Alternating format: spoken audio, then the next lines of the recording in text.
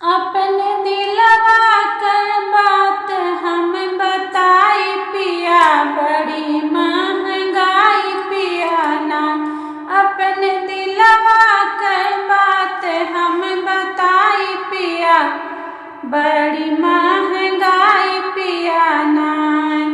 चावल गेहूँ कर महंगाई, बजरा हमसे ना पिसाई। चावल गेहूँ कर महंगाई, बजरा हमसे ना पिसाई।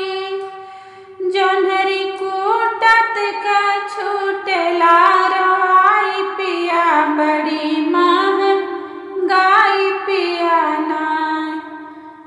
अपने दिलवा कर बात हम बताई पिया, बड़ी महंगाई पिया ना।